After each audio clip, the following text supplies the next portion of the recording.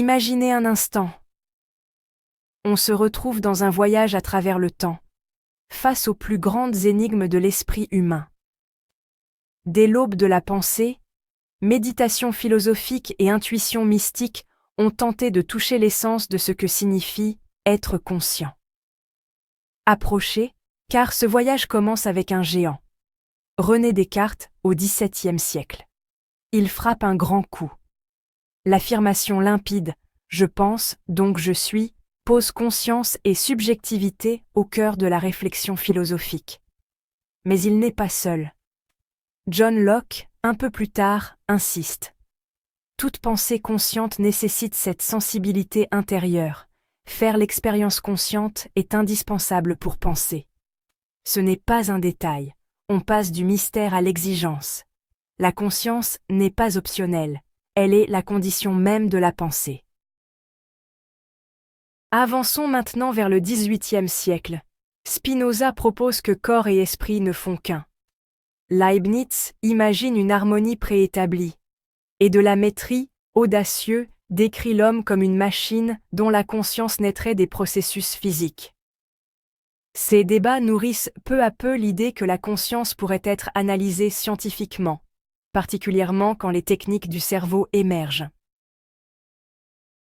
Au XIXe siècle, deux géants de la psychologie s'imposent, Wilhelm Wundt et William James. Le premier fonde la psychologie expérimentale et intègre l'idée que chaque perception consciente est enracinée dans le cerveau et la perception sensorielle, utilisant l'introspection mais avec rigueur.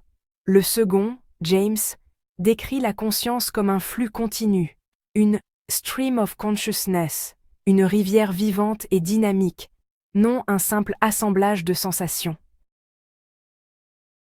Mais arrive le début du XXe siècle et la psychologie change de cap. Place au behaviorisme, à la conscience on préfère les comportements observables. Et pourtant, ça bouillonne en coulisses.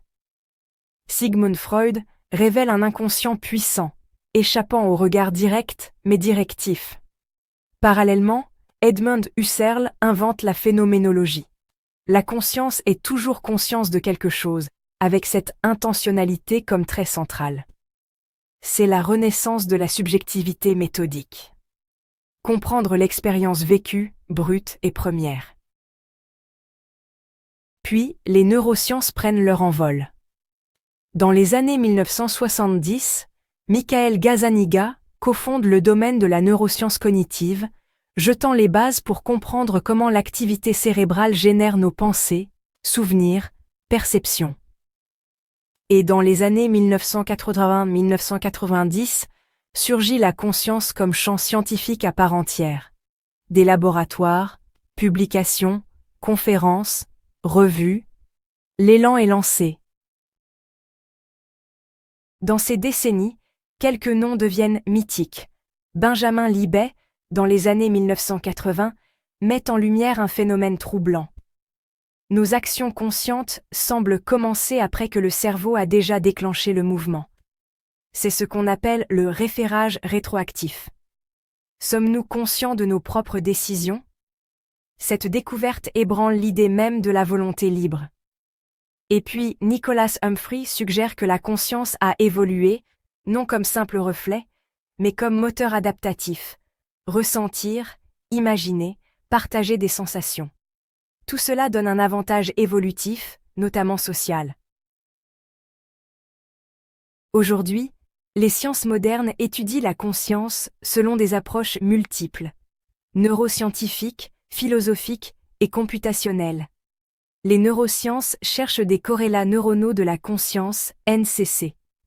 Quelle zone s'illumine quand on ressent quelque chose ? Global Workspace Theory imagine un espace global donnant accès à l'information consciente. L'Integrated Information Theory mesure l'intégration informationnelle. D'autres misent sur le bouclage neuronal, la prédiction, l'attention comme schéma interne.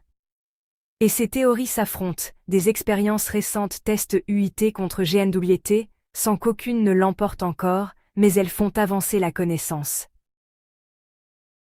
En parallèle, des projets comme l'Human Consciousness Project, lancé en 2008, scrutent des phénomènes spectaculaires comme les expériences de mort imminente avec des protocoles rigoureux.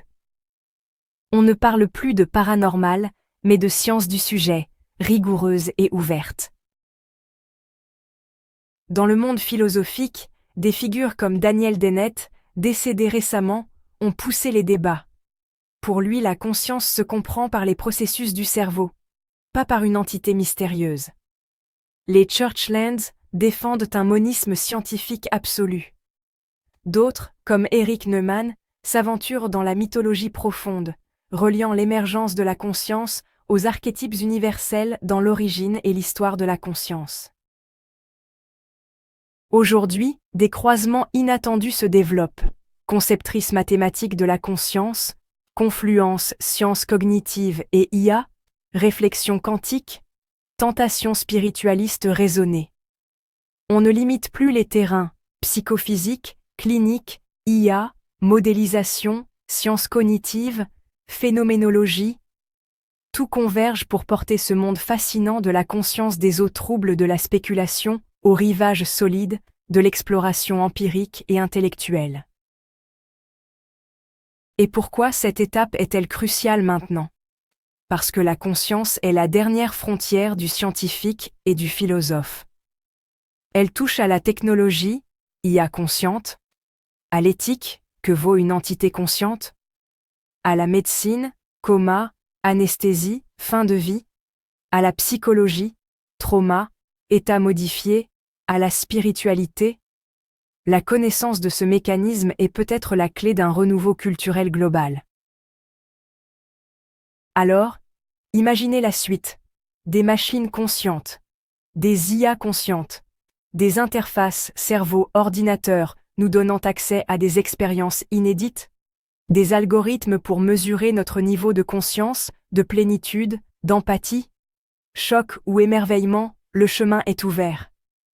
La science progresse, patiente, mesure, confronte. Et à chaque avancée, c'est un pan de ce mystère ancien que l'on perce. Vous le voyez, l'histoire de la conscience est un film épique, un thriller intellectuel aux 1000 rebondissements.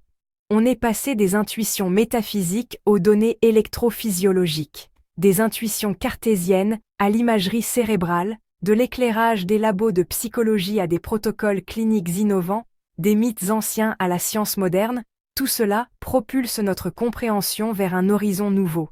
Et maintenant, c'est à vous, public, de continuer ce voyage. Parce que la conscience, ce n'est pas seulement quoi nous sommes, c'est comment nous sommes.